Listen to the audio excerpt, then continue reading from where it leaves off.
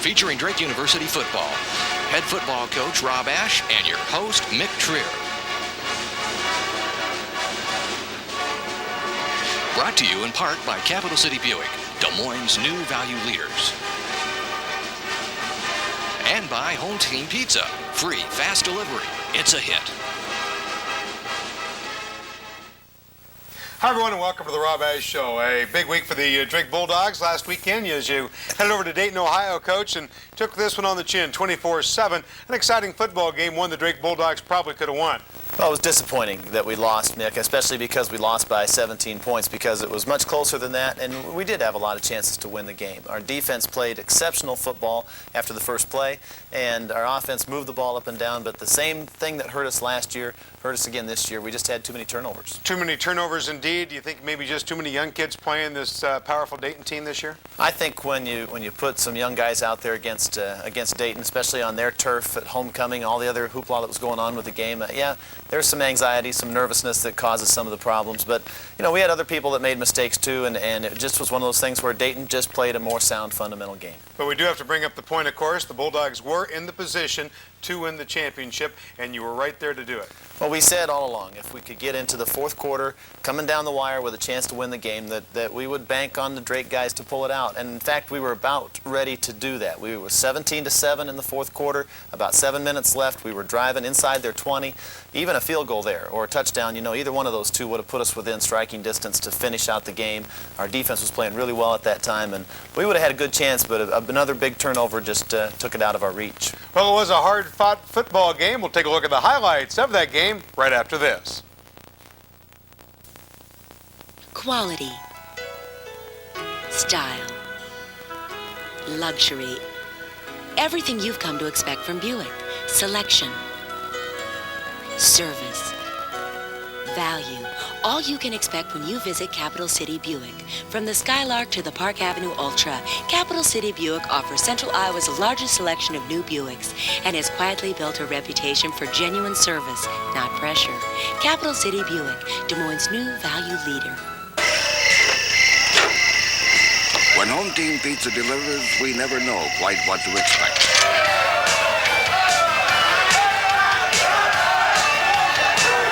But you know what to expect. Home Team Pizza's here! Yeah! Home Team Pizza's here with the new Huge 20-inch pizza. Right now, get a single topping for only $9.99. Pick up or free delivery in Greater Des Moines, Ames, and Ankeny. What they do is simple. So simple it would be easy to miss it altogether. But they're making a difference. You see, drunk driving fatalities are down 32% in the last 10 years. And fatalities from teen drunk driving are down 60%. So to everyone who checks an ID, offers to call a cab, or helps a customer know when to say when, we extend our thanks.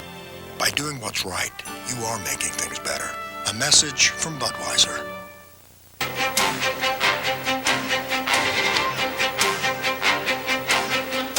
When the delivery time of gasoline, diesel fuel, and motor oil supplies is crucial to Iowa industry.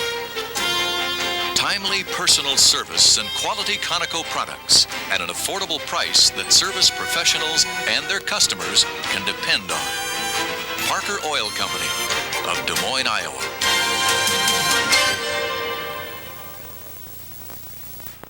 Welcome back to the Rob Ash Show. Coach, before we take a look at the highlights, we should explain, though, on Saturday it was a picture-perfect day for football, exactly what college football is all about. That's really true, Mick. It was at Dayton, of course. They play in an AstroTurf field. It's a public stadium, seats about 10 or 11,000. It was homecoming. They had several thousand people literally out in the parking lot with the tailgate parties and so on. The alumni band was there. Their varsity band was there playing contest pieces back and forth to each other. And, you know, it was a great day. We had a huge crowd. We had a little tailgate party of our own, you know, with our fans. And it was one of those days that you probably dream about as a college football player, to go play in front of a big crowd, you know, a big game with a lot on the line. It was really fun. Let's watch the highlights of this football game. You know, Coach, going in, I didn't think that if you picked up a win, it wouldn't be an upset. This is one I thought you could win. Well, that's really true, Mick. We were ranked first in the nation in 1AA non-scholarship football, and Dayton was ranked 6th. And, we came into the game, though, a little bit tight. And the first play that Dayton had here, they're going to run the option, took us a little bit by surprise. Everybody just played a little too cautiously. We weren't quite ready for a big play, and David Overholtzer, who's a good tailback for Dayton, number 25, got away. Tommy Becker couldn't quite knock him out of bounds. Just a great start for Dayton. They were very charged up. They've, being the underdog, they came out and really got after us for the 7-0 lead. Now we have to play Dayton with a short underneath passing game. There's Roy Fletcher hitting a pass underneath. He's going to come out here, I think, again, watch Charlie Schimberg come out of the backfield. Roy with a quick delivery, good pass there to Charlie. This is the kind of way you have to play. Dayton's very cautious, very conservative, but still the jitters were evident. Here's a punt snap that's going to be low, and I put this on there not to show the bad snap so much, but to show Matt Sneller with another good rescue for us on the punting game. Remember, he scrambled for a first down in the big win over San Diego. This time he got away and punted the ball way down after a bad snap. So a nice job there by Matt, but the point is that we were just made a few uncharacteristic mistakes early in the game. Dayton's number 2 tailback didn't play in this game, so this is their third string tailback. Number 30, he's a really good player, got a good run. But look here, they try the same play again. They're going to run to the top of the screen, and Sauer and Ortworth just completely bottle up the running play and get him stopped. And our defensive line, after we settled into this game, started to play a little bit better. Dayton had to go to screen passes and delays and so forth. Anthony Fuller came back, turned that play in. We made this tackle. We began to adjust our line a little bit up front to get a 5-man line against Dayton's run game. Ortworth here with a good stop, beating the block and tripping Overholtzer up. And then we came with pressure, 6-man pressure coming in, and the tackles. Sauer and Partridge end up getting the sack, taking Dayton out of a drive. So the defense really settled in and started playing good football here right away in the first quarter. Again, our underneath passing game, there's Jason Buckingham on a good catch from Fletcher. And again, Roy dropping back here, hitting Damian Mansell. But here's the first of our turnovers. Damian trying to get extra yards. We already had a first down there, which is it was 3rd and about 12, and we got 15 yards or so, and Damian turned it over. So at the end of the quarter, it was 7-0, and we had that mistake there that took us out of field position. The worst problem maybe when you fumble is you don't get to punt, Nick, and so there's another 40 yards that the other team doesn't have to gain. And so that was the concern we had. Again, the screen pass, Benji Miller, fullback, doing a nice job with the football, but our defense is going to come back here again, stopping the option. Kerman Mason with a real good hit there to finish off the play. And then Ortworth at the top of the screen being held. Of course, there was no flag, but he got the sack and got Dayton's drive stop. They punted us deep into our own territory, though, and this was a good job by our offense here. Charlie Schimberg running off tackle. That's a free safety coming up to make the hit. Now watch this play. Charlie again over the right tackle. This was 3rd and 2. He broke a couple tackles and got away. Really good job here by Charlie to get us out of the hole, protecting the football, getting on down. And then Fletcher here is going to drop back and throw the ball to Grabansky. Jason gets the ball and gets upfield for another 12-yard gain. But again, here we roll, and then we mess up on the handoff. There was a blitz, unblocked linebacker coming in right about the time the handoff was coming, and so we fumbled the ball away. Really too bad because we had moved the ball great, had great momentum there. But the defense comes back. First down, we stopped them real well on that play. Try the toss sweep. Ortworth beats his block, and then Garvis and the other linebackers come in to help shut him down. And then on 3rd down, Todd Lee with a big stick. Nice hit by the general. So that front line did a good job again. They had to punt. We couldn't move. Then right before the half, they even resorted to a halfback pass to try to get the ball on us. But Kerman Mason and Donnie Stark were back there to defend. And so then again, they tried to pass here right before the half, and our defensive front, Todd Lee, coming in there, Sauer, 61. Those guys did a great job. So 7-0 at halftime. We had 3 turnovers, hadn't played very well, still close in the game. Second half highlights coming up after we show you some of the folks that make this show possible.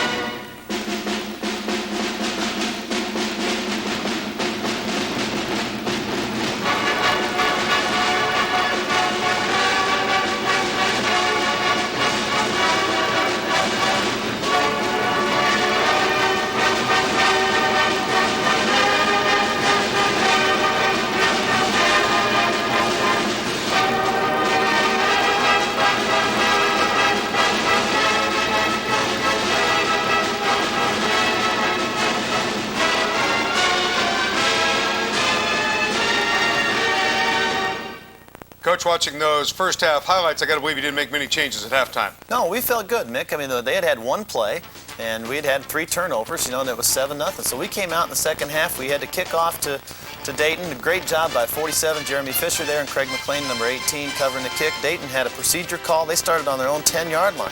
Now, unfortunately, they got a good run here from Benji Miller, number 39, big, powerful fullback, really a good, hard runner. But then we come up with a big play. Watch Ortworth at the bottom of the screen come in and rake the ball out of the quarterback's hands. The ball went off in the pile there, and Todd Lee came over and recovered it. Uncharacteristic Dayton fumble, so we took over right away here, and Cortez Hull's going to come around here. Matt Jones, number 77, with a good block. Charlie Schimberg with a block, and Cortez is out the gate, and we got a good run down to inside the 20. The team got really pumped up right here. Schimberg coming off the line down inside the 5. We ran it again on second down, didn't get much, so on third down we gave Roy a choice between run and pass. They were packed in for the run, so Roy selected the pass, threw it out here to Jude Jules, really an excellent throw and catch. Got the touchdown, and I'll tell you, we started off the second half great. We got the turnover, we got the touchdown, and tied the football game up. Now, defense was very inspired at this point. You're going to see 3 plays in a row, I think, here, if I've got my memory right. Stop and a run. Here's Matt Garvis. With a big hit inside. Hello. People flying over. I guess I only showed 2 of the 3, but we stopped him 3 and out, and we got the ball back. Fletcher here now with a good pass out to Grabanski. That was on a third down play and got us a first down. But here's another mistake. We dropped back on it. Was about 3rd and 10 right after we got that other first down, and Roy threw the ball a little bit over Damian Mansell's head. Free safety sitting back in the middle of the field made the interception. That seemed to give Dayton a little bit of confidence again, that they had made their turnovers that they expect to make in games or something. And again, we didn't get to punt them, and so they got the ball at midfield. They felt like they were in striking distance. They hit 2 passes here on the outside of our defense on the perimeter. Then they got themselves in a 3rd and short. Jack Wilson, 31, big fullback, running for the first down, and then they just kept pounding away. Got themselves in 4-down territory, and they ran down and scored the touchdown. So the turnover led to the touchdown there. Now we came back, Schimberg with a good run there. That took Dayton by surprise. It was 3rd and 7. We ran for the first down. We did punt them down deep, and you can see they're starting in their own territory, which helps us here. Now this is the play, though, that another play that hurt us badly. After we had them stopped, that was a 3rd down pass call. No run intended here for them at all. And the quarter changed 14-7. Defense came up with a big stop, though, because if Dayton had gotten a touchdown, it would have been very difficult for us to imagine coming back. But the defense with 2 blitzes in a row comes up there. That was a 3rd and long play. B.J. Hellier with the tackle, so they had to settle for the field goal try. Let me tell you, they have one of the best kickers that I've ever seen. They kicked off 4 times in the game, and we never got to return 1. They were all out of the end zone. And the field goal was good, so that made it 17-7. At this point, we felt fairly encouraged because the defense had held Dayton to the field goal. We're still within 10 points. Roy hit Rich Hoskins underneath. Then we got a big play here, a shot of life for our ball club. The long pass from Fletcher to Berkeley, great play, really good catch. And then everybody got pumped up here. We ran the draw play to Cortez. He found the opening on the backside, made a guy miss. There was one guy left who made the tackle. And so now we're rolling. We're inside the 20. And unfortunately, we had a bust there on assignments. Roy ended up throwing this ball behind Grabanski. It wasn't Roy's fault, really, completely. There were guys going the wrong way. It was just a total bust on a play that we've run many times. And we scored on this play against Simpson. We scored on the play against Evansville. Maybe I went to the well too often, Nick. And when they took that one back, 7 minutes left in the game, it was a 14-point swing that really turned the game around and ended our chances. Very tough loss for the Bulldogs. Certainly like to take a couple of those plays out of those highlights, put them over there in the corner. And Yeah. I'll tell you what, watching Drake, you really played well defensively, and the offensive line, everybody played pretty well. We did play well. Our defense, I feel bad for the defensive guys, in particular the front 4 seniors who really wanted to beat Dayton in their senior year. I mean, they couldn't play any better. They did a great job. And the turnovers did let us down, although at the same time we did have a couple big plays where Dayton got some good offense, and those kind of things you have to count to. It appeared to me that Dayton was doing a little scrambling themselves, trying to figure out what to do offensively against you guys. Well, Dayton benched their starting quarterback, Tony Ernst, who's only lost 3 football games as a starting quarterback in 2 years. And they took him out. Number 13, Krates, who was a quarterback who came in, is a transfer from Michigan State. He was number 2 on their spring roster last year, and he's playing number 2 for Dayton. But I think he'll be their starter from now on. Well, let's see the statistics here. I wish we could take the turnovers out, but we can't, so we got to leave them in there. Well, I'd like to say, well, We played outplayed Dayton, and you look at total yards down there about 2/3 of the way. We had more yards than Dayton did, but all those things don't matter when you turn the ball over. That hurt our possession time. We didn't have as many plays as Dayton because we didn't get to finish our drives, and the field position really hurt. Not being able to punt the ball down and make them drive further down the field cost us a lot of points. Let's take a look at the standings as well. Well, this is we had a nice run there at the top. We were at the top most of the year, but we're finished with our conference season now. Nobody else is. I guess there's a mathematical chance for us to tie for the championship still, but Evansville there at the bottom would have to beat Butler, who's at the top, and that's not, I wouldn't say, extremely likely right now. But you got to hope for the best, and the other thing we're hoping for is to get a first division finish, in the top 3 in the league, and I think that's very possible too. I think you mentioned, of course, how tough it is. You can see all those teams up there with those winning records. That's how tough this league is. Well, yeah, everybody in the conference has a winning record except for Evansville down at the bottom, and the only reason they don't have a winning record is they've played 4 of us, and they've lost those 4 conference games. They were winning outside of the conference. So it is a good league. We've enjoyed playing in it again, and it's a challenge every week. When we come back, we'll take a look at our play of the game and also our player interview upcoming on the Rob A. Show after this. I've been doing this forever. I don't know how to do anything else. I'm not qualified. I can't, I can hammer and stuff. I can tear stuff up. Favorite thing about stand-up comedy is when you have a great show and then people want their money back. You'd really turn it on when you get on stage. That's what it's all about, that time on stage, that get up there and just do what you do and then say thank you, good night, and don't talk to me after the show. I hate people. I'm not a people person. Oh, good, yeah. Are you looking for that just right place to hold your company's or club's Christmas party? Well, you found it at the Bavarian House Restaurant in Des Moines. With the cozy old world atmosphere that enhances the holiday spirit and the most delicious dishes in Des Moines.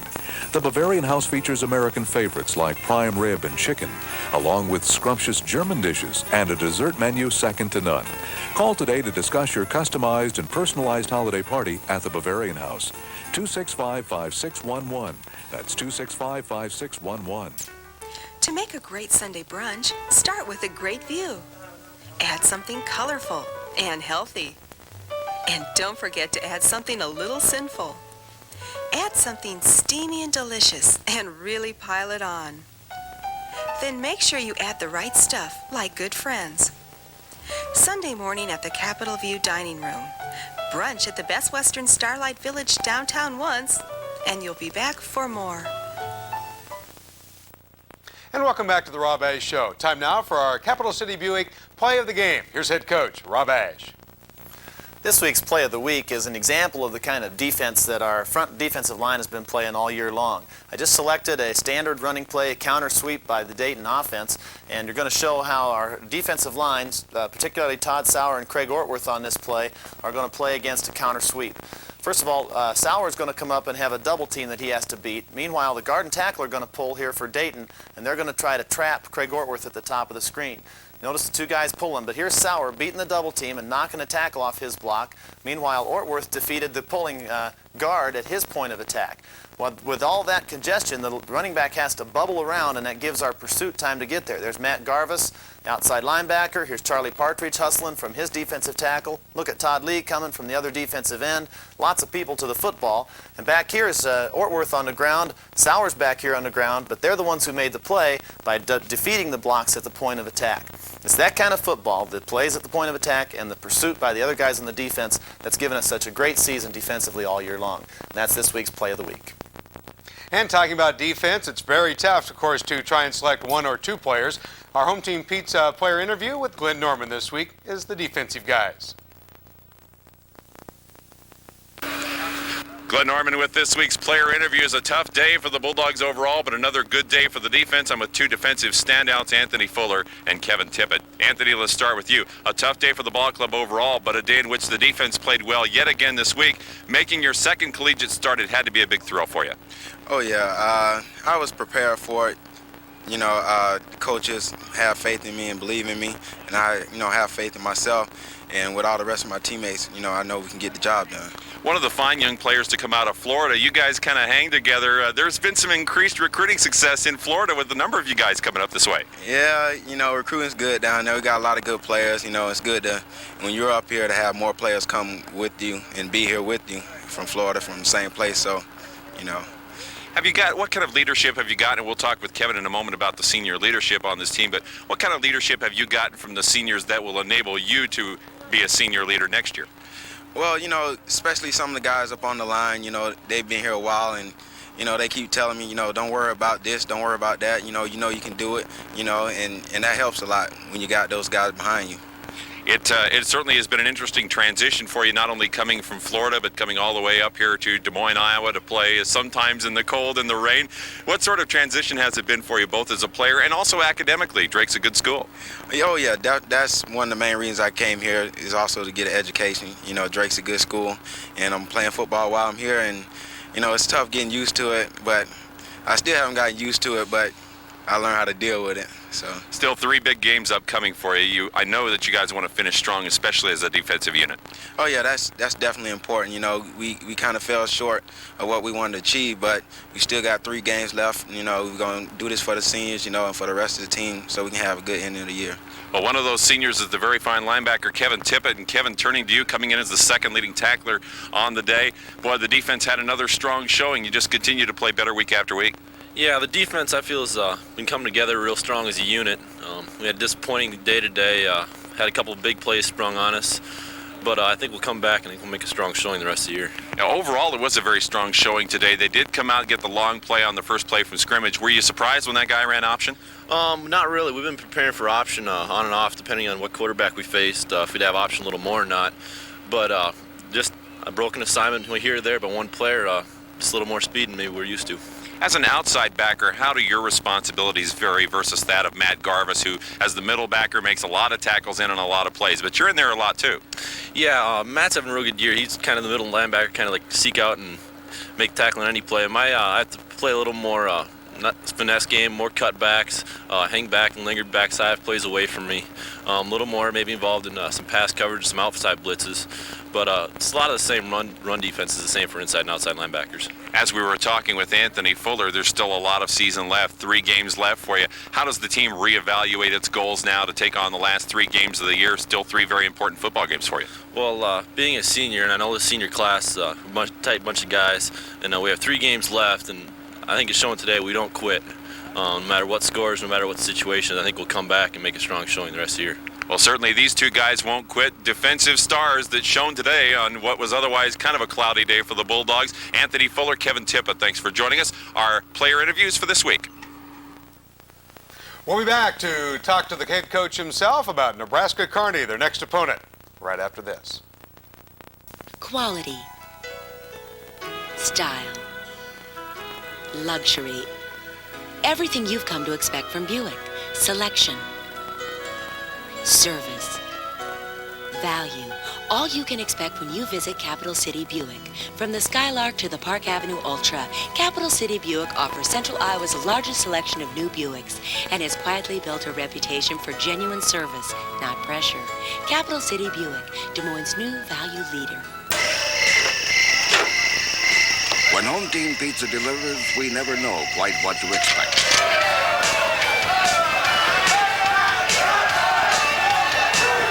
But you know what to expect. Home Team Pizza's here! Yeah! Home Team Pizza's here with the new Huger Huge 20-inch pizza. Right now, get a single topping for only $9.99. Pick up or free delivery in Greater Des Moines, Ames, and Ankeny. This message brought to you by Preferred Risk Insurance, America's non-drinkers insurance company.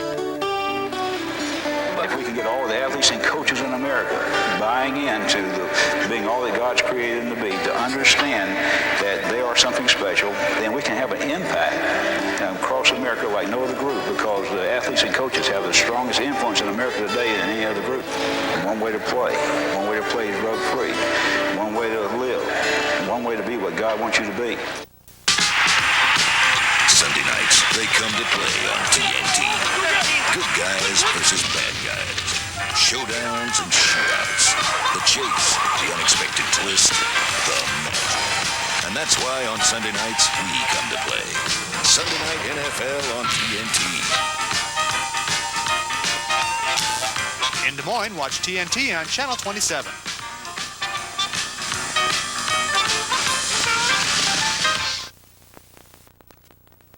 And welcome back. Well, Coach, we're down to the final 3 games. We've got Nebraska-Kearney coming up on Saturday. Nebraska-Kearney is an outstanding team, Mick. As tough as our conference has been all year long, we really feel, and we felt this going into the season, that our toughest opponent on our schedule was Nebraska-Kearney. They're a Division II school. They have 40 scholarships. They play a Division II schedule all year. They already have wins this year over Morningside and Nebraska-Omaha. I mean, they've played a great schedule, and our guys are really going to have to step it up to hang in this game. This team's a pretty good-sized team. We've got a big line down there. Where are they getting most of their kids from? They getting some kids that don't quite make it to Nebraska? Well, they have some transfers from Nebraska. There are 2 guys that are most impressive. There are a guard and a tackle. They have a tackle that's 6'8", 345 pounds, and the guard is 6'6" and 330 pounds. Both these guys are seniors, and they're both transfers from a junior college in California. And came in last year and played as juniors. Now they're playing their senior year, and they're awesome. They're huge, and it's just 2 pretty good guys to build around. But their whole team across the board is big. Their middle linebacker weighs 255 pounds, and the other guys are huge too. So it's a difference moving up into scholarship competition.